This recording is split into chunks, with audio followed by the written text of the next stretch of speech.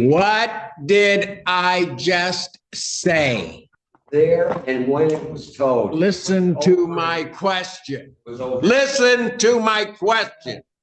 River Ridge versus Timothy Kelly. My goodness.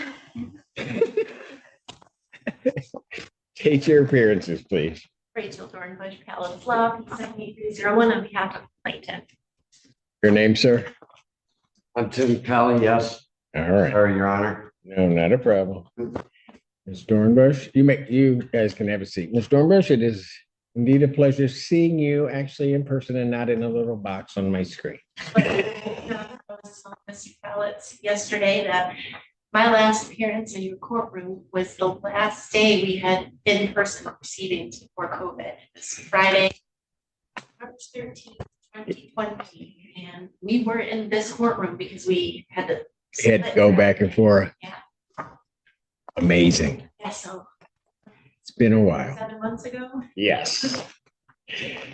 Okay, so where are we on this case?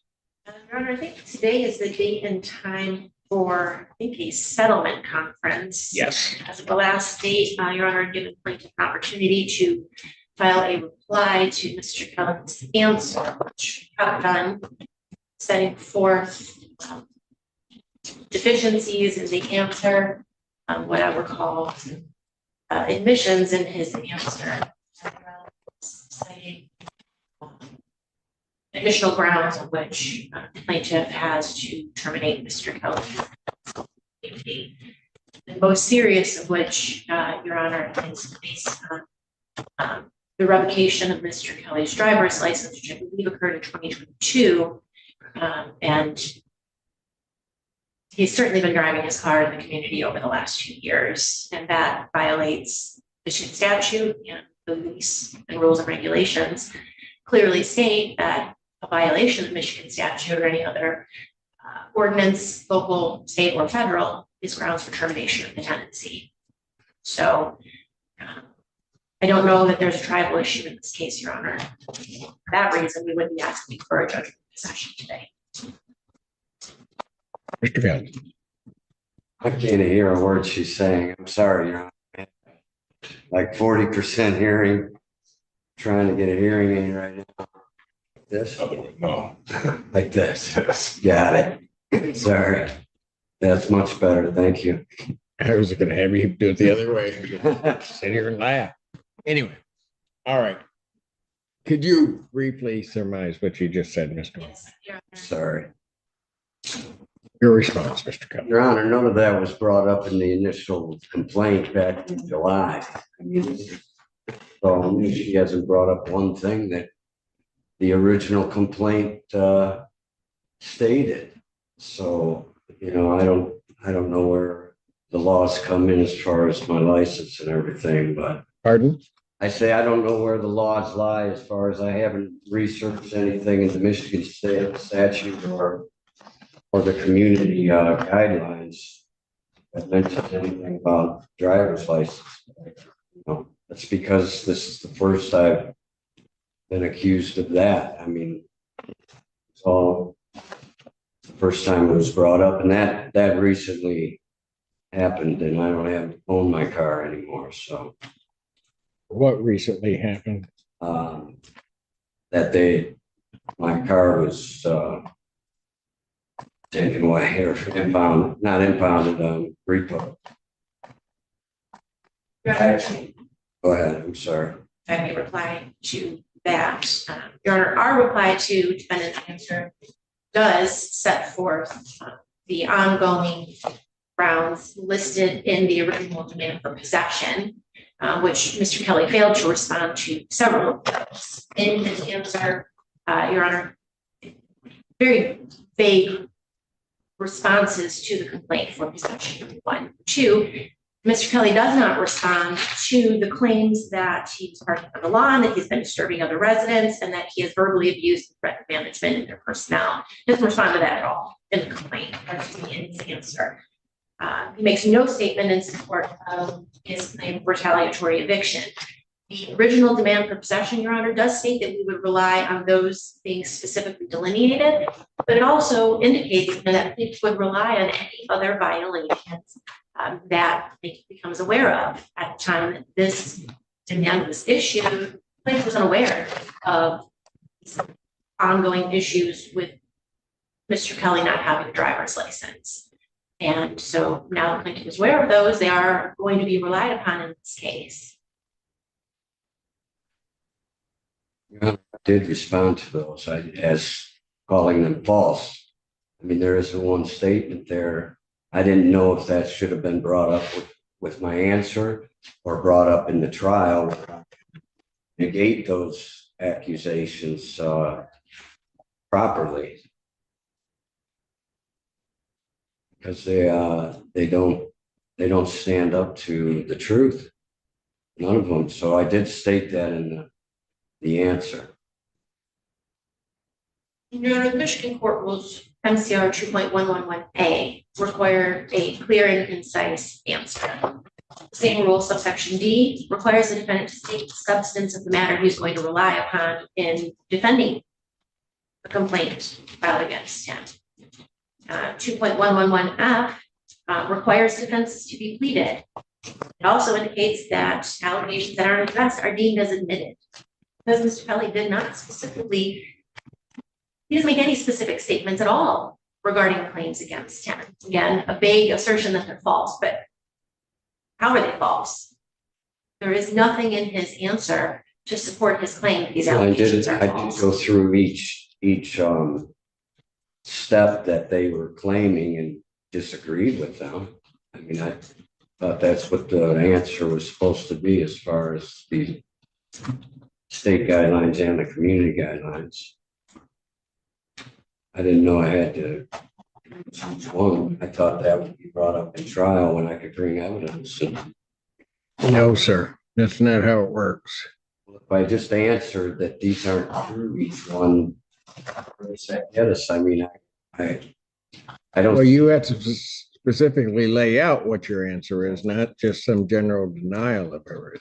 I don't see anything true about it. It's, it's under the guise of upon information and belief, which is, it's just hearsay when the bottom line. So I didn't, I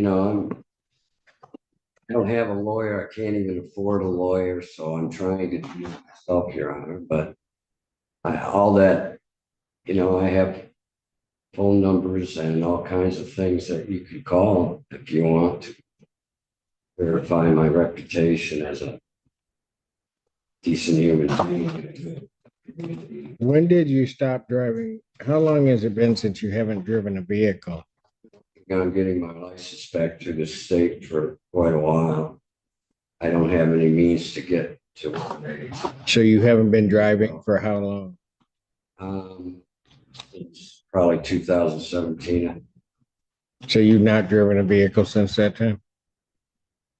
Take the fifth on that. Okay. Well, I mean, I got pulled over I went to Bush's.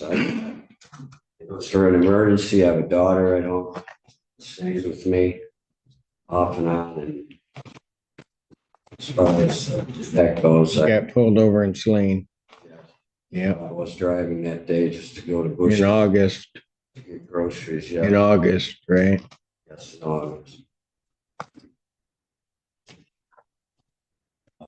I'm a senior citizen on a fixed income, and it's very hard to. Everybody wants lawyers or money, and I just don't have it. You really haven't stated anything here. You say that they're retaliating. You've not stated anything regarding a retaliatory eviction. Well, the reason I didn't, Your Honor, was because I thought that would be brought up in trial. I'd be happy to. No, sir. Well, okay, I could talk about it now.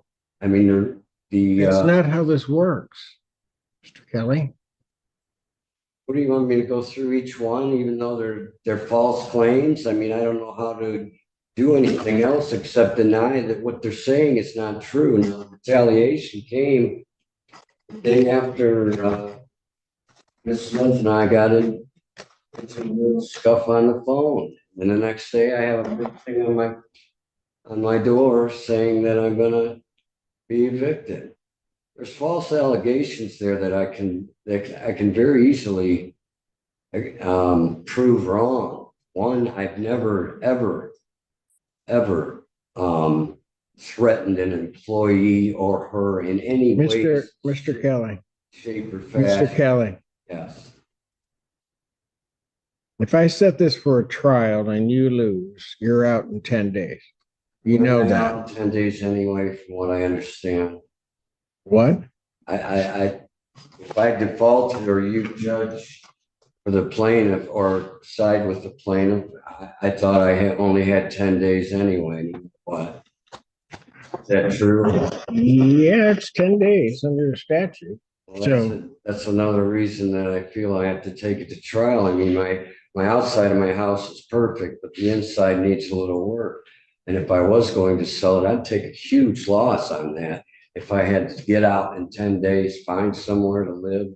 I have a dog there. I've been there since 2017, Your Honor. This is the third corporation that's owned it or managed it. I wasn't written up once in those first. Mr. Kelly, what do you want to do? I want to. They don't want you there. I want to save my house. I want to stay there. I mean, I retired. I put everything I had into that house. I paid my life savings to buy that free and clear so I wouldn't have a mortgage payment.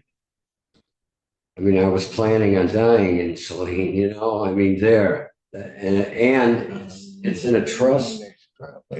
It's in a trust beneficiary, Your Honor, for my daughter. It's the only thing I have to leave for her. She's a disabled minority. She doesn't have anything that's going to be left to her except that house. And that's my plan, is to leave it to her. And I don't know, you know, between Pamela and I, we used to get along great. I mean, I haven't been able to even speak to her, so I just don't. I'm kind of confused as to, she knows my situation. She knows my daughter. She's fed my dog when my dog comes up. We had a good relationship, and all of a sudden she doesn't even want to talk about it. So I mean, I feel that it's awfully extreme. I mean, I cut the lawn for 4 older women there in the neighborhood. I have everyone around me. Mr. Kelly. I just think I'm not the type of man that they're making me out to be, Your Honor. How else can I come here and Well, your pleadings are bad. And I could frankly find that I don't have a tribal issue and grant them a judgment today. Sorry, Your Honor. Could you repeat that? I didn't hear you. I'm sorry. Your pleadings and your filings are bad. They're missing all kinds of things. It doesn't present to me an issue that I could even try at this point. Well, I can't even keep up with the paperwork between the being, you know, the monetary things that I get every month. I mean, I've been going to court. I've been before you for the last 6 months.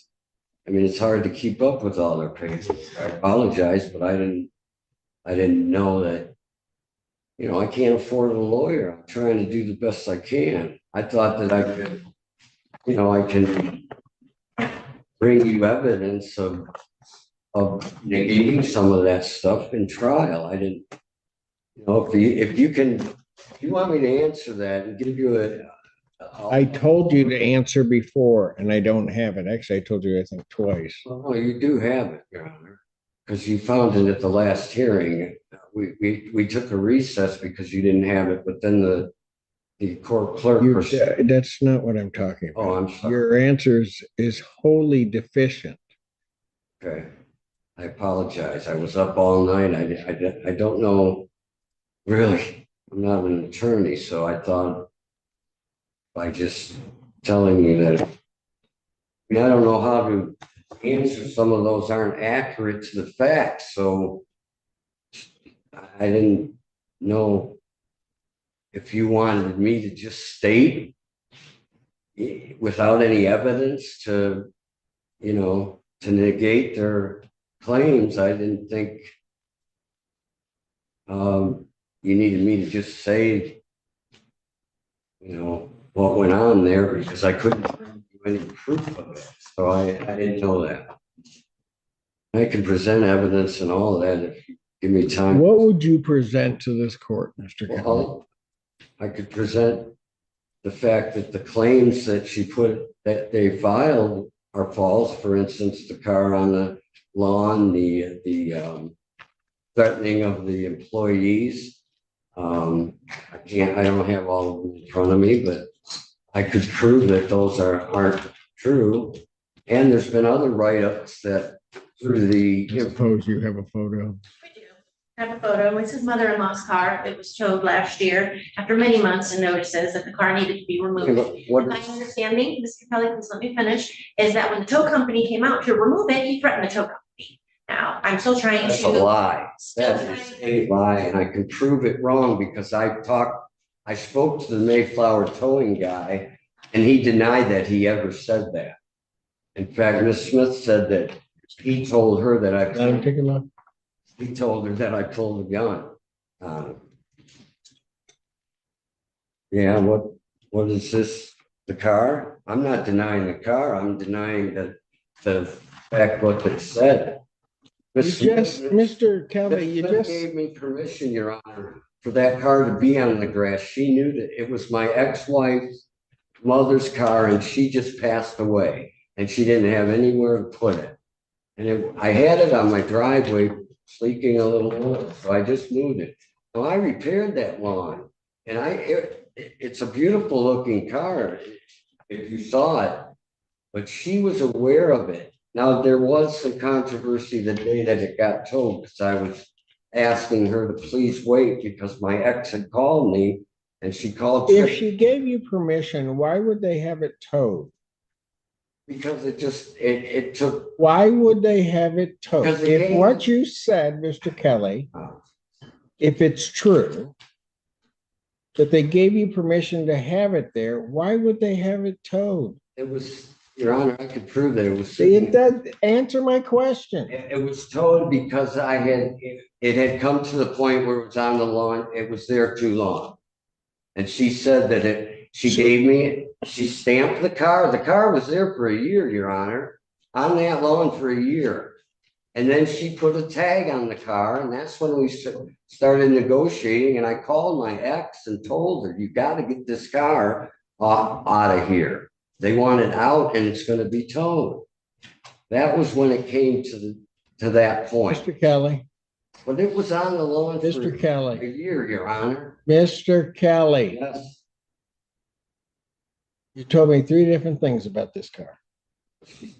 You're telling me that they gave you permission to have it on there. Yes. So how long, presuming they gave you permission, how long were they allowing you to keep it on the property? There wasn't any set time. It was there. I kept the lawn. I always whipped around the car. I cut the lawn. When the car was gone, I didn't ask you about the lawn. I repaired the lawn. I didn't ask you about the lawn. There wasn't anything in writing or set. It just came to the point where it was there too long. Like I said, Pam and I got along fine.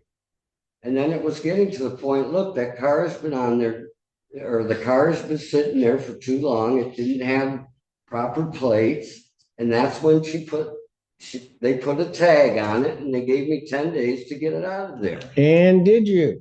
I was on my ex-wife. Yes, she was in the process of getting it. And I was on. I had no. You talk in so many circles, Mr. Kelly. I'm not talking in circles. You absolutely are. You're asking me what happened, and I'm telling you. I didn't ask you what happened. I'm asking very specific questions, and you're not answering. I'm telling you. You take off going in another direction. I didn't have anywhere to put. Why do I care whether you weed whipped around the car? I guess you don't.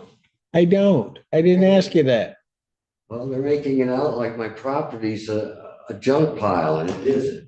It's one of the nicest kept up yards in the area. Did I ask you that? I'm sorry. First off, there's nothing in any of our pleadings in any way, shape, or form alleging that his site looks like a junk pile. So no, that is absolutely false. Your Honor, I have here a rule violation issued December 30th, 2022. no parking on the lawn. Rule violation. At this stage, the judge is no longer focused on a single violation. He's looking at the bigger picture. The court has heard multiple explanations, reviewed notices, and examined the timeline of events. But when details start shifting from one answer to the next, credibility quickly becomes the central issue. And in any courtroom, credibility can be just as important as the evidence itself. Do you think Mr. Kelly is simply struggling to explain himself? Or is the judge seeing contradictions that can't be ignored? Issued on January 12th, 2023. No parking on the lawn. There's a note that they also emailed him about the dog being outside on tie-out, also a violation of the rules and regulations, and the vehicle being on the lawn. On 2/1, he called and said he will remove the car within 1 week. On 2/16, the car was tagged.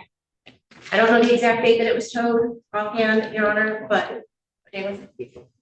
April 23rd, Your Honor. So many months after all of this. So Mr. Kelly had ample time to remove the car, and he didn't. My ex was speaking with Miss Smith, and it was kind of between them at that point. No, I'm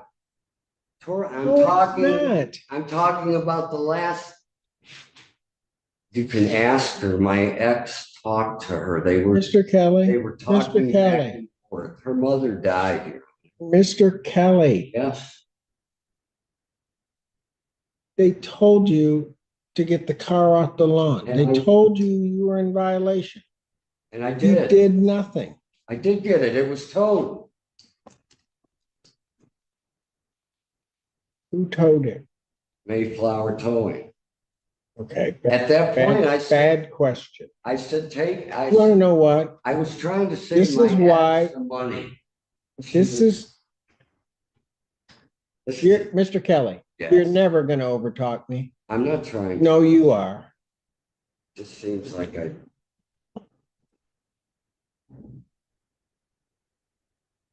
just a man trying to save my house, Shirley. Mr. Kelly, you told me about that vehicle. I just take that.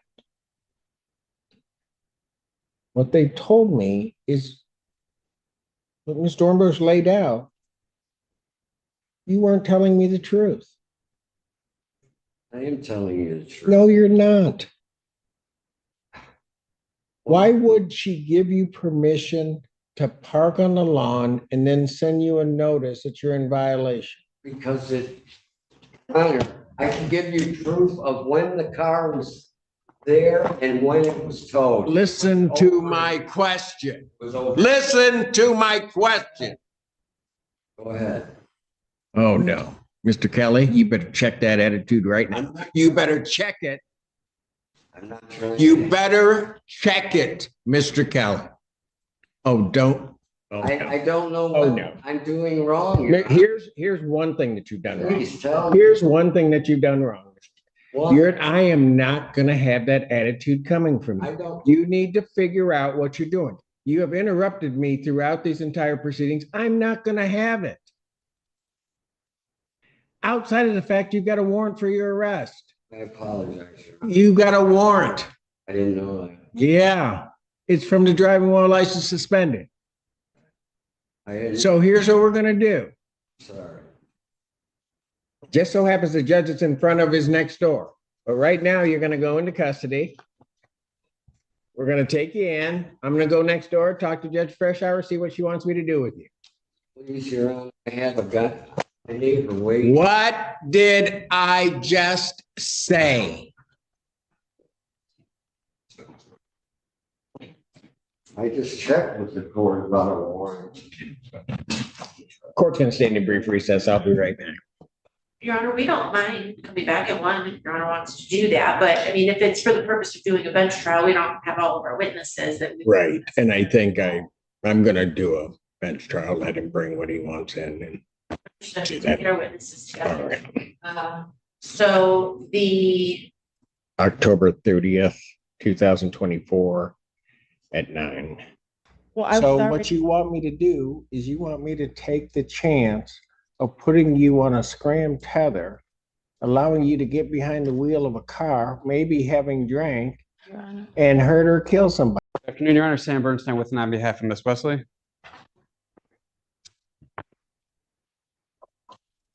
Nani, can you please state your name for the court? Yes, my name is Nani Wesley. Your Honor, we're waiving the preliminary examination. I know there's a bond violation hearing that needs to be addressed. Yes, you need to address that now. Your Honor, she will be acknowledging and admitting to the bond violation. And hopefully I can say a few words after that.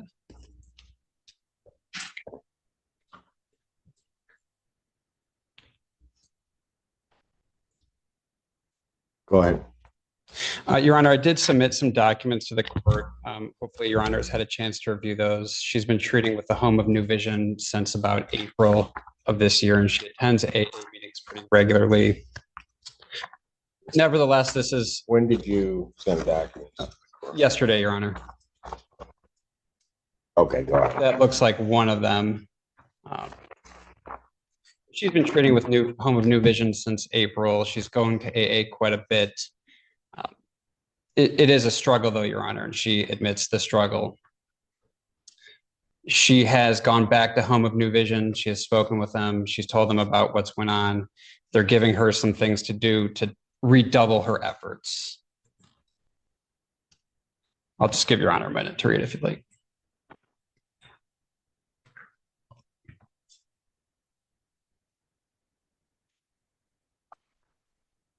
Go ahead. They've had her go out and get a sponsor. She's been working with a sponsor now. I've attached a letter from her, Your Honor. She's really been pushing Nani to get new strategies in place, new ways of dealing with things, new ways to address her thoughts and behaviors as it relates to drinking. And she appreciates that pushing from the sponsor, Your Honor, and she can tell you that as well. Go ahead. She has been putting in some very serious hard work, Your Honor. We're hoping that the court can take that into consideration and please give her a second chance at this, Your Honor. She went to Home of New Vision again this morning, and they hooked her up with a recovery coach. She gave me her card from her, and she says that they've been also giving her new strategies as well in dealing with this. So she does admit the violation, Your Honor. She is a bit ashamed of herself, given that she's trying to put in a serious track record to get to this point. But she's dealing with it as proactively as she possibly can. Well, then when it was asked about, why didn't she just say what happened? Freaked out, got nervous. There's no good excuses for it, Your Honor. Well, but there were numerous times she could have, like a better term, just come clean on it. She didn't do it. It's hard. It's not like they just asked her once and they wanted her to take an ETG.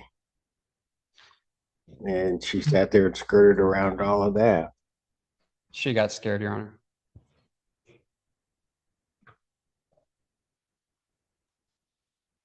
Just let them do anything. Your Honor, the concern of the people here is that this is a true fourth OWI. Priors in 2005, 2015, and 2018. The alleged BAC at the time of the stop for this case was a .214, and we have a confirmed drinking event while she's on bond. The public safety risk Defendant poses is extremely high. People are concerned that if she's not put on a scram, or if there are not other steps taken to make the public safe about what might happen. This event, fortunately, it seems like it is being taken seriously. The history of the defendant with alcohol cannot be ignored by the people. We are requesting either a remand or a scram tether installation before she leaves this immediate vicinity. How come she didn't take the ETG? Right then and there, Your Honor. Right then and there, Your Honor. She did take the ETG. It came back to on-site. At what point? I don't know that, Your Honor. Yeah, you of course can talk when the court's ready for you. Yeah. Are you asking Ms. Wesley? I'll hear from her. Okay. Your Honor, I did take it the same day that I was asked to take it. I wasn't in town. I told her I wasn't in town, and she said that I needed to take it, which I did do. I came back to Ypsilanti to take it. I was not in the area.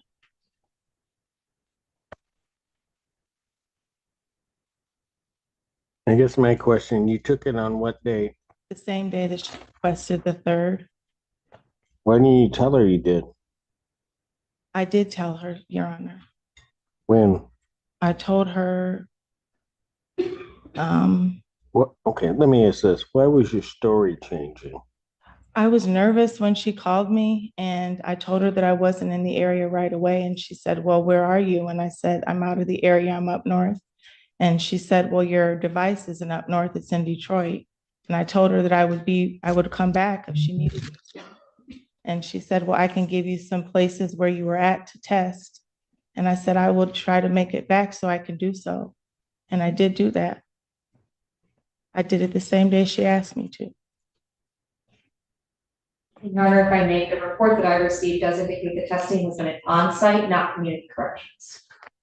And I also have that same information, I think the court has as well, where the initial information that's provided by the defendant to community corrections was that she was up north and unable to do that. But that 20 minutes before this contact, GPS and SoberLink said she was in Detroit. And then the defense said she didn't have it with her, SoberLink. I didn't physically have it with me, Your Honor. I wasn't with the SoberLink. That's what she was asking me, the corrections officer. And I told her. Where up north were you? In Dryden, Michigan. In where? Dryden.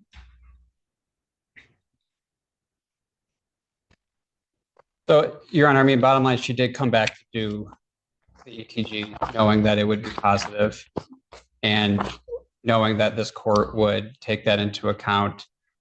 She has been scrambling this past week to try to get things into place. I think with everything she's been doing since April, with what she's doing now in combination with the scram tether would keep her on track, Your Honor. How is that going to keep her on track? It'll make sure that she can't drink. No, she can still drink. Well, tell her she does. I promise you. Much like this did. And then when they call her on it, she starts all kinds of excuses, Mr. Allen. I'm begging you, Your Honor, I will not. I have, at the time, did not have a sponsor in place. I have a sponsor now. I'm working with Home of New Vision on a weekly basis. I see the treatment coordinator. She did submit a letter to say that. I told her right away. Ma'am, this is the 4th time. Then you get caught the 4th time. You're almost 3 times the legal limit. You get a bond, you're out. We put you on a SoberLink. You drink. Then when you're called on it, you begin this whole thing of going around it and everything. And that's what gets you into treatment. Well, So what you want me to do is you want me to take the chance of putting you on a scram tether, allowing you to get behind the wheel of a car, maybe having drank, Your Honor. And hurt or kill somebody. Not going to happen. Your Honor, I won't do that. I have Bond revoked. Defendant's remanded. I'll adjourn this out 1 week. We are waiving the preliminary examination. I'll Your Honor. adjourn it out 1 week. She can do the waiver then, but she's going to do this now. October 24th, 2024, 9 a.m.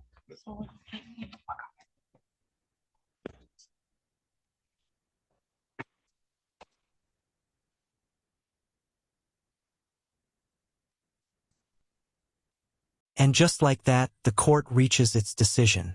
Today's hearing was a powerful reminder that courtroom outcomes aren't driven by emotions alone. They're shaped by facts, procedure, and trust. Whether it's a housing dispute or a bond violation, judges rely on consistency, accountability, and evidence when making difficult decisions. What do you think about the rulings in these cases? Did the judge make the right call, or should there have been more leniency? Let us know in the comments, and don't forget to like, subscribe, and turn on notifications for more real courtroom breakdowns and legal analysis.